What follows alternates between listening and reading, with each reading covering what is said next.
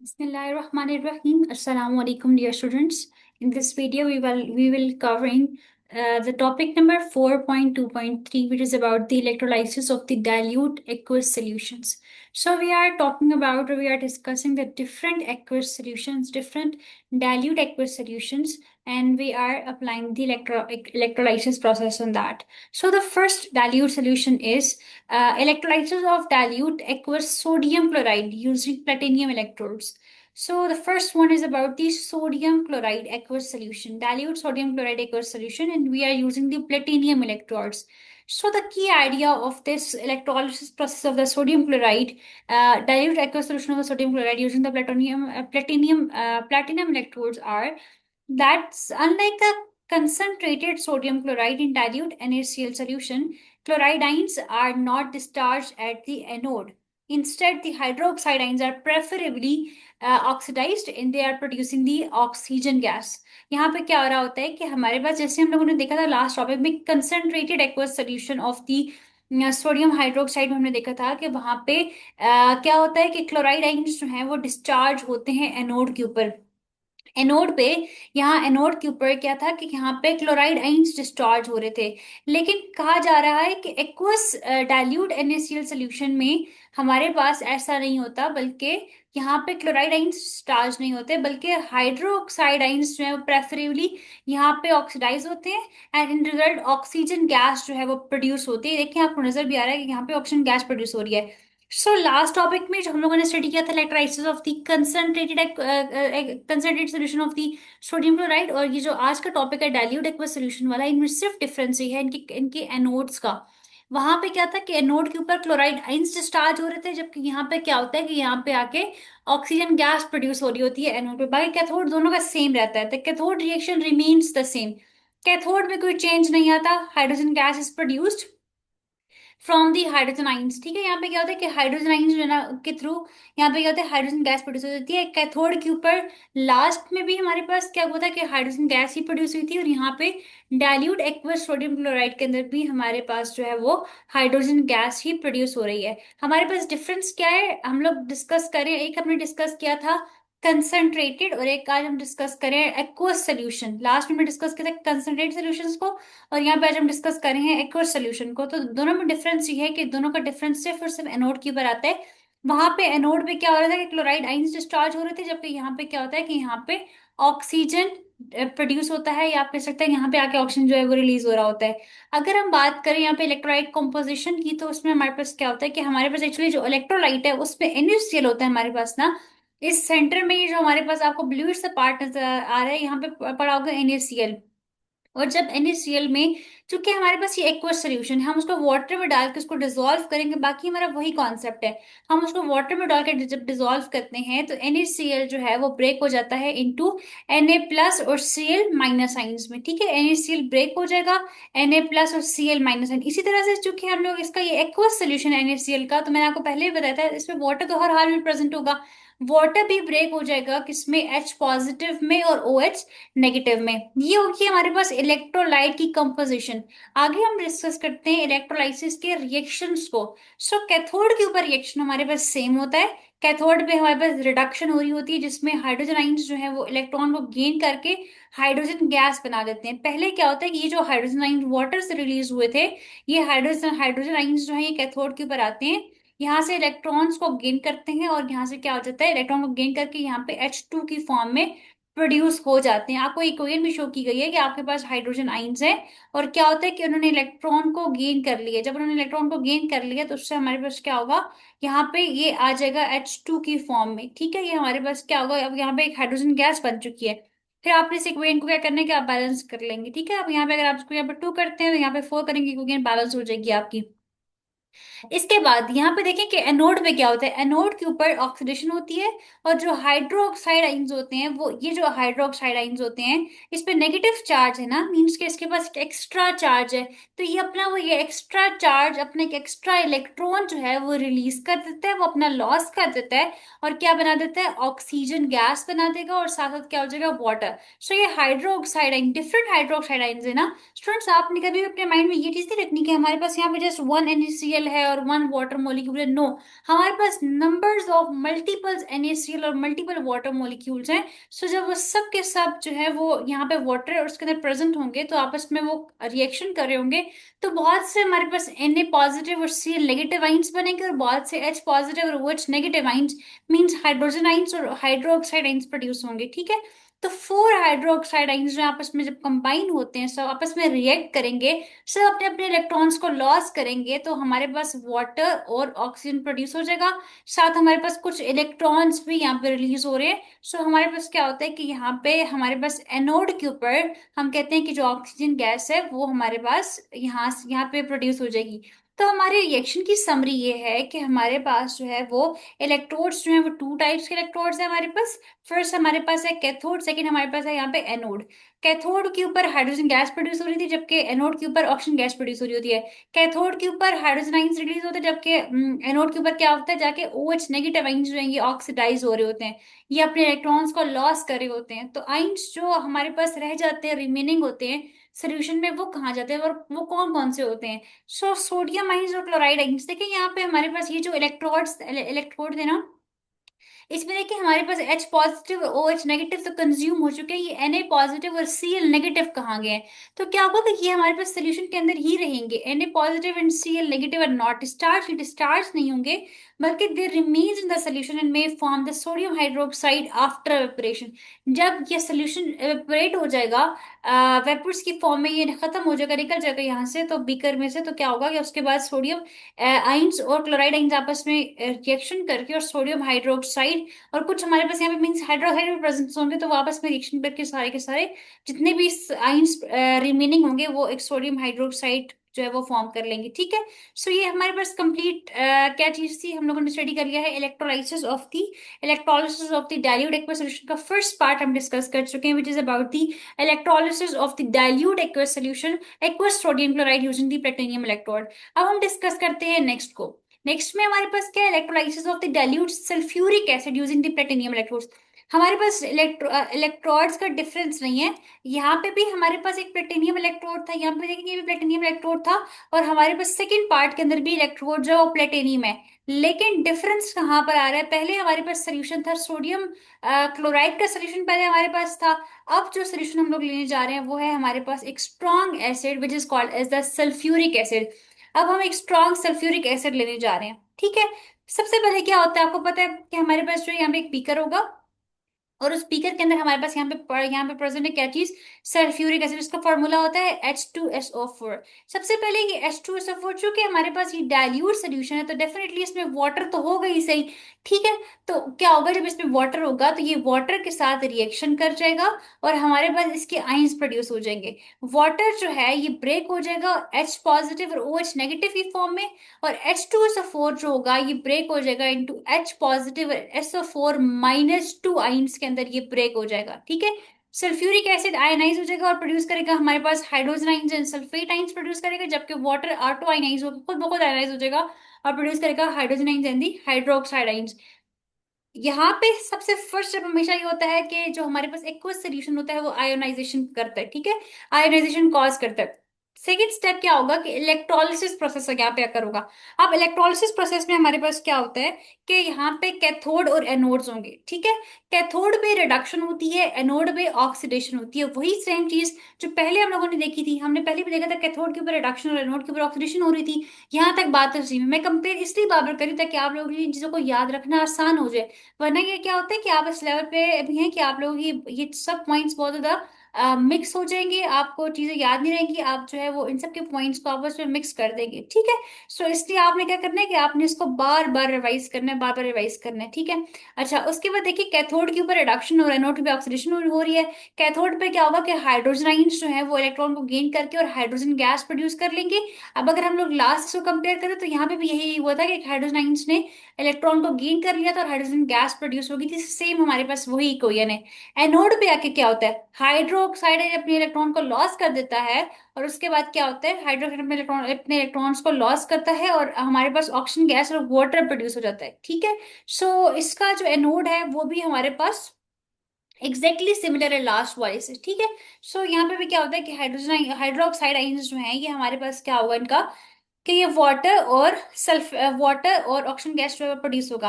अब डिफरेंस कहाँ पे आ रहा है? डिफरेंस स्टूडेंट सिर्फ इस पॉइंट पे डिफरेंस आता है कि इनके इलेक्ट्रोलिसिस प्रोसेस दोनों के बिल्कुल सेम है। लास्ट वन का भी जहाँ पे डाइल्यूट सोडियम क्लोराइड था, और यहाँ पे डाइल्यूट हमारे पास जो है वो सल्फ्यूरिक एसिड है, दोनों बिल्कुल सेम इलेक्ट्रोलिसिस प्रोसेस है। डिफरेंस सिर्फ इस पॉइंट पे आता है कि हमारे पास जो ओके, डिफरेंस सिर्फ इस पॉइंट पे आता है कि हाइड्रोजन गैस इवॉल्व होती है कैथोड के ऊपर, कैथोड के ऊपर हाइड्रोजन गैस इवॉल्व हो रही होती है, बाकी ऑक्सीजन गैस इवॉल्व होती है एनोड के ऊपर। और सल्फेट आइंस जो है वो रिमेन्स अनचेंज, वो चेंज नहीं होते, वो सोल्यूशन के अंदर ही रह जाते हैं। सल्फेट आइंस कहीं पे भी यूज नहीं होंगे, और ये रिएक्शन के अंदर, ये इस सोल्यूशन के अंदर ऐसे ही रह जाएंगे हमारे पास, ठीक है। जैसे हमने देखा था कि लास्ट में हमारे पास क्या होता है, लास्ट में कि सोडियम और क्लोराइड आइंस हमारे पास डिस्चार्ज नहीं होते, और वो NaCl की फॉर्म में जो है ना वो सोल्यूशन के अंदर ऐसे ही रह जाते हैं। तो यहाँ पे क्या होता है कि यहाँ पे हमारे पास NaOH की फॉर्म में, सॉरी, यहाँ पे क्या होता है कि सल्फेट आइंस जो है वो चेंज नहीं होंगे बाकी, और वो सोल्यूशन के अंदर वैसे ही रह जाएंगे, ठीक है। तो ये हमारे पास होता है electrolysis of the dilute sulphuric acid using the platinum electrodes. Next को डिस्कस करते हैं, नेक्स्ट पे आ जाए तो नेक्स्ट हमारे पास आ जाता है यहाँ पे electrolysis of the copper sulphate using platinum electrode. अब थर्ड वाला भी बिल्कुल सेम है। अब हमने क्या किया है, हम लोगों ने अब जो है वो कॉपर सल्फेट ले लिया है, हम लोगों ने कॉपर सल्फेट ले लिया है using the platinum electrodes. Platinum electrodes को हम यूज कर रहे हैं, और हम लोगों ने यहाँ पे क्या कर लिया, कॉपर सल्फेट ले लिया है। आयोनाइजेशन हम लोग कॉज सबसे फर्स्ट है हमारा क्या होता है, आयोनाइजेशन करना। आयोनाइजेशन में क्या होता है कि कॉपर सल्फेट, अब कॉपर सल्फेट का फॉर्मूला क्या होता है, CuSO4। ये होता है कॉपर, Cu क्या होता है कॉपर, और सल्फेट क्या हो जाएगा, SO4। कॉपर सल्फेट जो है वो जब सोल्यूशन के अंदर पड़ा होगा तो वो अपने आप को डिसोसिएट कर देगा, अपने आप को ब्रेक करेगा, और ये कन्वर्ट हो जाएगा किसके अंदर, ये कन्वर्ट हो जाएगा, कॉपर आइंस सेपरेट हो जाएंगे, और सल्फेट आइंस SO4-2 की फॉर्म में सेपरेट हो जाएंगे। स्टूडेंट्स आपने इतनी प्रैक्टिस करनी है कि आपको ये चीजें याद हो जानी चाहिए कि जब भी सल्फर किसी चीज में आता है, लाइक फॉर एग्जांपल हमारे पास H2SO4 है, तो आपको पहले ही पता होना चाहिए कि सल्फेट आइंस जो है ना हमेशा SO4-2 की फॉर्म में होते हैं, और हाइड्रोजन जो है हमेशा H पॉजिटिव की फॉर्म में होते हैं। अब कॉपर सल्फेट है तो ये बात आपको हमेशा अब याद रख लें, अपने पास इस चीज को लिख लें कि कॉपर हमेशा जब भी टूटता है ना तो कॉपर +2 की फॉर्म में आ जाता है, और सल्फेट हमारे पास SO4-2 की फॉर्म में आ जाते हैं। कुछ चेंजेस होती हैं और भी, लेकिन आपका जो लेवल है मेट्रिक का लेवल, इस लेवल तक आपने बस अपने माइंड में ये बात रखें कि सल्फेट हमेशा SO4-2 की फॉर्म में होता है, सल्फर आइंस ब्रेक होते हैं, और कॉपर जो है हमेशा ये कॉपर +2 की फॉर्म में आ जाता है। इसी तरह से सोल्यूशन हमारे पास जो है वो डाइल्यूटेड है, तो हमारे पास डेफिनेटली वाटर तो प्रेजेंट होगा उसके अंदर। मोल्टन कॉपर सल्फेट तो हम नहीं ले रहे ना, हम तो डाइल्यूटेड ले रहे हैं, तो वाटर जो है ये ब्रेक हो जाएगा H पॉजिटिव और OH नेगेटिव के अंदर। अब बहुत से बच्चे मुझे कि मैम यहाँ तो लिखा हुआ ही नहीं है डाइल्यूटेड, तो देखिए बच्चों अगर अगर यहाँ पे आपको लिखा हुआ होता ना मोल्टन कॉपर सल्फेट, तो हम कहते हैं कि ये इसको हम लोगों ने मोल्टन मीन्स उस तरह से हम लोगों ने हीट करके डायरेक्ट हमने इसको हीट प्रोवाइड की, और हमने इसको ब्रेक किया। लेकिन अगर कुछ ना लिखा हो तो आप समझ जाएगा कि ये डाइल्यूटेड ही है, ठीक है। अच्छा, उसके बाद हमारे सेकंड स्टेप हमारा क्या होता है कि हम इसकी इलेक्ट्रोलिसिस करते हैं, इलेक्ट्रोलिसिस प्रोसेस होता है। स्टेप नंबर 1 में हम लोग आयोनाइजेशन परफॉर्म करते हैं, स्टेप नंबर 2 के अंदर हम लोग इलेक्ट्रोलिसिस करते हैं। ये हेडिंग्स डालने का मकसद, ये पॉइंट्स की फॉर्म में लिखने का मकसद सिर्फ और सिर्फ ये है कि आपको अपनी बुक की वो थ्योरी जो बहुत ज्यादा बच्चों को बहुत ज्यादा लाइक उनको होता है कि अब ये बहुत मुश्किल टॉपिक है, हमें याद नहीं हो रहा, इस चीज से निकालने के लिए मैंने ना यहाँ पे पॉइंट्स में लिख दिया। सो यहाँ पे क्या है कि हमारे पास कैथोड रिडक्शन जो है, कैथोड पे रिडक्शन होती है और एनोड के ऊपर ऑक्सीडेशन, सेम वही बात हो रही होती है। कॉपर आइंस जो होंगे अब वो अपने इलेक्ट्रॉन्स गेन कर लेंगे और कॉपर मेटल बना लेंगे यहाँ पे कैथोड के ऊपर, और एनोड सेम रहेगा, एनोड के ऊपर हाइड्रोक्साइड जो आयन जो होंगे वो अपने इलेक्ट्रॉन को लॉस करेंगे, और यहाँ पे ऑक्सीजन गैस जो है वो प्रोड्यूस हो जाएगी। यहाँ पे पहले जो पार्ट बी और पार्ट सी था, और पार्ट ए और पार्ट बी जो था, इसमें और पार्ट सी में सिर्फ और सिर्फ ये डिफरेंस आ रहा है कि इनका जो कैथोड है, सिर्फ पार्ट सी का कैथोड आके चेंज होता है। जब हम लोग इलेक्ट्रोलिसिस करते हैं कॉपर सल्फेट की, तो यहाँ पे सिर्फ इतना सा डिफरेंस आता है कि यहाँ पे हमारे पास जो है वो कॉपर आइंस जो है वो इलेक्ट्रॉन गेन कर लेते हैं, और हमारे पास क्या होता है कि कॉपर मेटल फॉर्म हो जाता है कैथोड के ऊपर। उनमें क्या था कि दोनों के अंदर कैथोड के ऊपर जो है वो हाइड्रोजन गैस ही प्रोड्यूस होती है। अच्छा, यहाँ तक हम लोगों ने कर लिया, समरी को देख लेते हैं। कॉपर मेटल जो है वो डिपॉजिट हो चुका है कैथोड के ऊपर, यही बात हम लोगों ने की। ऑक्सीजन गैस जो है ये आ जाएगी, रिलीज हो जाएगी एनोड के ऊपर। Blue colour of the copper sulphate fade हो जाएगा, and the copper ions are remove, यहाँ से कॉपर आइन रिमूव हो जाएंगे, और ब्लू कलर, पहले जो कॉपर सल्फेट होता है उसका कलर आपको पता होना चाहिए ब्लू होता है। ये सब छोटे छोटे पॉइंट्स अपने माइंड में रखनी है कि कॉपर सल्फेट का कलर होता है, कलर जो होता है वो क्या होता है, ब्लू, क्योंकि यही बातें आपसे MCQ से पूछी जाएंगी। सल्फेट एंड हाइड्रोजन आइन जो है वो चेंज नहीं होंगे, सल्फेट SO4-2 और हाइड्रोजन आयन H पॉजिटिव, ये चेंज नहीं होंगे, ये दोनों हम लोगों ने कहीं पे भी यूज नहीं किए ना, तो ये चेंज नहीं होंगे। बाकी हमारे पास जो है वो कॉपर और हाइड्रोक्साइड आयन जो है ये कैथोड और एनोड के ऊपर आ चुके हैं, ठीक है। सो ये हमारे पास था third point which is about the electrolysis of the copper sulphate using the platinum electrodes. अब इसके बाद हम नेक्स्ट को डिस्कस करते हैं which is about the electrolysis of the copper sulphate using the copper electrodes. अब डिफरेंस कहाँ पे आ रहा है, यहां तक पार्ट ए, पार्ट बी और पार्ट सी में हम लोग हर जगह प्लेटिनियम इलेक्ट्रोड्स, मीन्स के हमारे पास वो जो इलेक्ट्रोड्स थे ना, वो जिस तरह के इस तरह के जो दो इलेक्ट्रोड्स थे वो हमारे पास प्लेटिनियम के मिलके बने हुए थे। लेकिन अब क्या होगा कि हमारे जो इलेक्ट्रोड्स होंगे वो कॉपर से मिलके बने होंगे। स्टूडेंट्स, इससे बहुत इफेक्ट होता है कि आपका जो इलेक्ट्रोड है वो किस मटेरियल का मिलके बना हुआ है, ये चीजें बहुत इफेक्ट करती हैं, ठीक है। सो अब क्या डिफरेंस आ रहा है कि आपके पास अभी भी है तो कॉपर सल्फेट ही, तो सी, पार्ट सी और पार्ट डी में डिफरेंस जो है वो आपके पास इलेक्ट्रोलाइट्स का डिफरेंस नहीं है। आपको पता है ना कि ये आपके पास इलेक्ट्रोलाइट होते हैं, कॉपर सल्फेट एक इलेक्ट्रोलाइट है, इलेक्ट्रोलाइट का डिफरेंस नहीं है। लेकिन आपके पास यहाँ पे सिर्फ अब सी और डी पार्ट में डिफरेंस आ रहा है इलेक्ट्रोड्स का, इलेक्ट्रोड्स का डिफरेंस आ रहा है, इलेक्ट्रोलाइट का डिफरेंस नहीं आ रहा, ठीक है। अब हम देखते हैं कि इलेक्ट्रोड के चेंज होने से हमारे पास क्या इफेक्ट आता है। कैथोड का रिएक्शन सेम रहेगा बिल्कुल, कैथोड का जो रिएक्शन है वो बिल्कुल सेम रहेगा। उसमें क्या होगा कि आपके पास जो है वो कॉपर हमारे पास उस पे जाके डिस्चार्ज हो जाएगा, सेम जिस तरह देखिए कैथोड पे क्या हो रहा था, कॉपर आयंस ने इलेक्ट्रॉन को गेन कर लिया और कॉपर मेटल बना लिया। सेम यहाँ पे भी ये होगा कि कॉपर आयंस जो है वो इलेक्ट्रॉन को गेन करेंगे और कॉपर मेटल बना लेंगे। लेकिन एनोड का जो रिएक्शन है वो डिफरेंट होगा। पहले क्या हुआ था एनोड के ऊपर कि एनोड के ऊपर जो है वो हाइड्रोक्साइड आयंस ने इलेक्ट्रॉन को लॉस कर लिया था और ऑक्सीजन गैस प्रोड्यूस हो गई थी। लेकिन अब यहाँ पे क्या होता है, यहाँ पे कॉपर एटम्स जो है वो फॉर्म फ्रॉम द इलेक्ट्रोड, यहाँ पे इलेक्ट्रोड के ऊपर जो कॉपर एटम्स प्रेजेंट होंगे वो अपने इलेक्ट्रॉन्स को लॉस कर लेंगे और दोबारा से क्या होगा, कॉपर आयंस बन जाएंगे। देखिए कॉपर एटम जो होगा, ये जो कॉपर एटम है जो बना है यहाँ पे इलेक्ट्रोड पे जो बना है, जो कॉपर जो कैथोड वाले इलेक्ट्रोड पे जो जाके हमारे पास कॉपर एटम बना है, ये दोबारा से इलेक्ट्रॉन का लॉस कर देगा और क्या होगा, फ्रॉम द इलेक्ट्रोड ये अपने इलेक्ट्रॉन को लूज करेगा और ये कॉपर आइंस बना लेगा। अब ऐसा क्यों होता है, क्यों पहले हमारे पास कैथोड पे जाके कॉपर ने अपने इलेक्ट्रॉन्स को गेन करके कॉपर एटम बनाया और दोबारा से एनोड के ऊपर आके क्या होता है कि कॉपर, वही कॉपर एटम दोबारा इलेक्ट्रॉन को लॉस करता है उनका और कॉपर आइंस बना देता है। अब हम समझते हैं कि ऐसा होता क्यों है, क्या पर्पज है ऐसा होने का। Use to purify the impure copper, हमारे पास जो कॉपर, इस समरी को हम लोग बाद में डिस्कस करते हैं। हमारे पास जो कॉपर प्रोड्यूस होता है कैथोड की पर वो इम्प्योर कॉपर है, उसमें इम्प्योरिटीज थी, ठीक है, उसमें कुछ वेस्ट मटेरियल प्रेजेंट था। अब हमने, हमारा ये पर्पज है कि हमने उस वेस्ट को खत्म करना है। We have use to improve the purify the impure copper obtained from the ores which may contain impurities। ores से, ores पता है क्या होते हैं, हम लोग जब भी फॉर एग्जांपल आप जो है वो आप जाते हैं किसी भी माउंटेन वाले एरियाज में, फॉर एग्जांपल मैं कहती हूँ बलूचिस्तान वाले एरियाज में आप जाते हैं, ठीक है। अब बहुत से बच्चे यहाँ पे बलूचिस्तान के होंगे तो वो ज्यादा अच्छी तरह से इस चीज को रिलेट कर पाएंगे। ये ऐसे एरियाज जहाँ पे बहुत बड़े बड़े पहाड़, बहुत बड़े बड़े बड़े माउंटेन्स होते हैं, ठीक है। सो आप जाते हैं बलूचिस्तान के एरिया में और आप वहाँ पे बहुत बड़े बड़े पहाड़ हैं, हमारे पास बहुत से बड़े बड़े मेटल्स के वहाँ पे और इस तरह के होते हैं, लेकिन जिनमें कॉपर प्रेजेंट होता है और उनमें बहुत से आयरन और सिल्वर और गोल्ड प्रेजेंट होते हैं, ऐसे बहुत बड़े बड़े हमारे पास माउंटेन्स होते हैं। सो अगर आप वहां से डायरेक्टली आप कॉपर को निकालेंगे तो उसको हम कहते हैं ओर, ठीक है। लेकिन जब आप उसको वहां से निकाल लेते हैं और निकालने के बाद आप उसकी बार वर्किंग स्टार्ट कर देते हैं, उसकी इम्प्योरिटीज को खत्म करते हैं, उसको प्रॉपर एक रिफाइंड फॉर्म में ले आते हैं, तो उसको हम कहते हैं कि वो बन जाता है एक मेटल, ठीक है। इनकेस अगर वो मेटल है तो वो बन जाता है हमारे पास, सॉरी अलॉय, ठीक है, अलॉय बन जाता है वो। लेकिन और क्या होता है कि आपने डायरेक्टली उसको उस माउंटेन से एक्सट्रैक्ट किया, निकाला और उसके बाद आप उसी फॉर्म में जब वो प्रेजेंट होगा तो उसको हम कहते हैं कि वो क्या होगा हमारे पास, वो होता है और, ठीक है। आज के बाद आपको ये कॉन्सेप्ट क्लियर हो जाना चाहिए कि और क्या होता है। अब आपने उस डेफिनेटली उस और में बहुत सी इंप्योरिटीज होंगी, उस कॉपर की और में बहुत सी इंप्योरिटीज होंगी।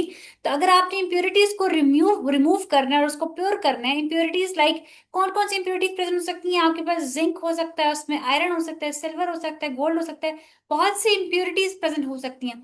अगर आपने उन इंप्योरिटीज को रिमूव करना है तो आप क्या करेंगे, आप दोबारा से एक सेटअप लगाएंगे। आप क्या करेंगे कि आपके पास एनोड के ऊपर, देखिए एनोड के ऊपर पहले क्या था, यहाँ पे आपके पास कैथोड पे कॉपर बन गया था। एनोड ने उसी इम्प्योर कॉपर को लिया और उसको दोबारा से कॉपर आइंस की फॉर्म में कन्वर्ट कर दिया। एनोड पे क्या होगा, एक इम्प्योर कॉपर की बार होगी आपके पास, और कैथोड पे आप दोबारा से लेके जाएंगे, उसको प्योर कर देंगे। इलेक्ट्रोलाइट में क्या होता है कि एसिडिफाइड, पहले हमारे पास क्या था, एक एसिडिफाइड कॉपर सल्फेट सोल्यूशन था, ठीक है, जिसमें हमारे पास कॉपर सल्फेट था, डाइल्यूटेड H2SO4 था हमारे पास, ठीक है, कि आपके पास इलेक्ट्रोलाइट, आपको बताया जा रहा है कि आपके पास इलेक्ट्रोलाइट कौन कौन से हैं। अब रिएक्शन क्या होगा कि एनोड के ऊपर आपके पास जो कॉपर है वो कॉपर आइंस में कन्वर्ट हो जाता है, ठीक है। और उसके बाद जो कैथोड होगा, copper atom from the anode loose electrons and enter the solution, solution में एंटर हो जाएगा। और कैथोड पे जाके दोबारा क्या करेगा कि copper ions in the solution deposit हो जाएंगे, जब प्योर कैथोड की प्योर कॉपर की फॉर्म में दोबारा जाके हमारे पास जो है इसके ऊपर आके हो जाएंगे, कैथोड के ऊपर दोबारा से आके डिपॉजिट हो जाएंगे। पहले जो कैथोड के ऊपर कॉपर प्रेजेंट थे वो इम्प्योर कॉपर थे, अब जो है वो उस पे आके कॉपर जो प्रेजेंट होंगे, डिपॉजिट होंगे, वो प्योर कॉपर होंगे। तो इंपॉर्टेंट पॉइंट्स क्या है कि एनोड ग्रेजुअली डिसॉल्व, एनोड्स पहले डिसॉल्व होना शुरू हो जाएगा, कैथोड गेन कर लेगा उसका मास और due to the copper deposition, फिर क्या होगा, इम्प्योरिटीज जो होंगी बॉटम के ऊपर वो डिसॉल्व हो जाएंगी, और फाइनल प्रोडक्ट जो होगी उसमें आपके पास इम्प्योर 99.5% जो है वो प्योर कॉपर आ जाएगा। एक दफा इस टॉपिक में बुक से रीड करती हूँ, अपनी अपनी जो पेंसिल्स अपने पास रखें और उसको अपनी बुक पे देखें, ताकि जो कॉन्सेप्ट इसका वो क्लियर हो जाए, तो ये थोड़ा सा डिफिकल्ट था। अच्छा, इसमें देखिए क्या है आपके पास, पेज नंबर 51 है आपके पास, पार्ट डी है इसका, electrolysis of the copper sulphate using the copper electrodes. First statement आपके पास है कि if you see the copper electrode rather than the platinum, अगर हम कॉपर का इलेक्ट्रोड यूज करते हैं और प्लेटिनियम का इलेक्ट्रोड यूज नहीं करते, the cathode reaction remain the same, cathode का रिएक्शन बिल्कुल सेम रहता है, लेकिन but the anode reaction differs, anode का जो रिएक्शन है वो डिफरेंट हो जाएगा। एट एनोड, एनोड के ऊपर क्या डिफरेंस आएगा कि copper atoms break away from the electrode forming the copper ions giving electrons to the anode। Copper atom क्या होगा कि अपने इलेक्ट्रोड को ब्रेक करेगा और कॉपर आइंस जो है वो एनोड को दे देगा, एनोड के ऊपर क्या होगा, कॉपर आइंस प्रोड्यूस हो जाएंगे। These electrons are moved towards the cathode by the power source। Power source के थ्रू क्या होता है कि हमारे पास ये जो इलेक्ट्रॉन जो है मूव करते हैं, और रिएक्शन हमारे पास क्या होता है कि कॉपर आइंस जो है वो हमारे पास इलेक्ट्रॉन से रिएक्शन करके कैथोड पे ये रिएक्शन हो रहा है और कॉपर मेटल बना लेंगे, हमारे पास ये रिएक्शन होगा। और उसके बाद एनोड पे क्या होता है कि जो कॉपर हमारे पास एटम है वो हमारे पास इलेक्ट्रॉन्स को लॉस करके और कॉपर आइंस दोबारा से बना लेगा। अब जो नेक्स्ट पेज पे आपके पास पॉइंट्स लिखे हुए हैं वो पॉइंट ये है, इस डायग्राम को भी साथ साथ देखें। आपके पास पॉइंट है कि during electrolysis copper anode is consumed gradually. Electrolysis के दौरान क्या हो रहा होता है कि जो कॉपर एनोड है वो ग्रेजुअली कंज्यूम हो रहा है। आपके पास जो राइट साइड है उस पर अगर आप देखें तो आपके पास कॉपर एनोड, जिसपे ऊपर लिखा हुआ है कि पॉजिटिव एनोड इलेक्ट्रोड है, ठीक है, ये कॉपर एनोड है। यहाँ पे क्या होगा कि आहिस्ता आहिस्ता यहाँ पे जो कॉपर प्रेजेंट है एनोड की पर वो ग्रेजुअली कंज्यूम होना शुरू हो जाएगा, मतलब यूज होना शुरू हो जाएगा, and the copper cathode gains mass. और जो हमारे पास देखें वो वहां से एनोड के वो जो कॉपर पर्सन है वो टूट रहा है, ठीक है। अब उसका जो मास है वो कॉपर कैथोड वाला जो कॉपर है वो उसको ले लेगा, और उसकी वजह से क्या होता है कि जो कैथोड वाला कॉपर है उसका जो मास है वो इंक्रीज कर जाएगा due to the deposition of the cop of the pure copper. तो क्या होता है कि जब टूटता जाता है उसमें जो इम्प्योरिटीज होती हैं वो निकलती जाएंगी, और प्योर कॉपर जो है वो कैथोड अपने पास उसको अट्रैक्ट कर लेगा। The copper metal obtained from its ore is usually impure। और वो बता रहे हैं, पहली स्टोरी बता रहे हैं कि जो कॉपर मेटल हम अपने ओर से ऑब्टेन करते हैं ना उसमें इम्प्योरिटीज होती हैं। इट कंटेन इम्प्योरिटीज, जैसे कि इसमें जिंक होता है, आयरन होता है, सिल्वर और गोल्ड होते हैं। These impurities are removed by the process of electrolysis. हम इस प्रोसेस के थ्रू, इलेक्ट्रोलिसिस के थ्रू हम लोग इन इम्प्योरिटीज को रिमूव कर सकते हैं। In this process, impure copper bars act as anode and pure copper bar cathode act as cathode। यहाँ पे जो हमारे पास impure copper bar है वो एनोड पे तो एक्ट कर रही थी, क्योंकि पहले एनोड पे कॉपर था ना, जहाँ पे वो ब्रेक हुआ था, और फिर कैथोड ने उन कॉपर को लेके अपना मास इंक्रीज कर लिया था, सिर्फ जो वो वाला पार्ट लिया था उस कॉपर एनोड कॉपर में से जो जो प्योर था उस पार्ट को ले लिया था। Copper sulphate solution containing little sulphuric acid is used as the electrolyte. अच्छा, ऑन पासिंग इलेक्ट्रिसिटी, जब हम इसमें से इलेक्ट्रिसिटी को या बिजली को या करंट को पास करवाते हैं, तो कॉपर एनोड जो है वो डिसॉल्व होना शुरू हो जाएगा, forming the copper ions, cation move towards the cathode at which only copper are reduce, thus pure copper deposit. तो प्योर कॉपर जो है वो कैथोड के ऊपर आकर डिपॉजिट हो जाएगा। The less electropositive metal, silver and gold falls to the bottom to the cell। जो impurities है वो बिल्कुल नीचे बॉटम पे, तह पे आ जाएंगी, और कॉपर हमें जो है ना वो 99.5% प्योर कॉपर जो है वो कैथोड में मिल जाएगा। और आगे हमारे पास जो है वो ये रिएक्शन होता है, ठीक है। सो ये आपके पास था आज का लेक्चर। इसमें हम लोगों ने जो है 4.2.3 के सब A B C and D part को कवर कर लिया है। अगर आपको कोई भी कंफ्यूजन होती है, कोई भी क्यूरी होती है, कोई पॉइंट समझ नहीं आता, तो मुझसे जरूर पूछें कमेंट सेक्शन में। मैं आपकी क्यूरीज को जरूर क्लियर करूंगी। ठीक है, व्हाट्सएप ग्रुप में ऐड हो जाए, व्हाट्सएप पे कांटेक्ट करके, मैं अपना नंबर यहाँ पे ऐड कर दूंगी, पिन कर दूंगी कमेंट में, तो व्हाट्सएप पे कांटेक्ट करके और आप जो है वो व्हाट्सएप ग्रुप में ऐड हो जाए। जो हमारे वीकली टेस्ट हो रहे हैं उन टेस्ट को जरूर दें, ताकि आपकी प्रिपरेशन अभी से स्टार्ट होना शुरू हो जाए। वो test totally free of cost है। सो इंशाल्लाह नेक्स्ट लेक्चर में मिलते हैं नेक्स्ट टॉपिक के साथ। नेक्स्ट में हम लोग जो है वो हेलाइट कंपाउंड्स को डिस्कस करने जा रहे हैं। सो अपनी अपने कॉन्सेप्ट्स को क्लियर करें, अपनी क्यूरीज को क्लियर किया करें, अपने क्लास फेलोज के साथ डिस्कस किया करें टॉपिक्स को, ताकि कुछ वो अपने माइंड से आपको कुछ कॉन्सेप्ट बताएंगे, कुछ आप उनसे कॉन्सेप्ट शेयर करेंगे, तो आपके बहुत अच्छे कॉन्सेप्ट हो जाएंगे इस तरह से। सो अपना ख्याल रखिएगा, अपने पेरेंट्स का भी ख्याल रखिएगा, मुझे अपनी दुआ में याद रखिएगा। Until the next lecture, Allah Hafiz.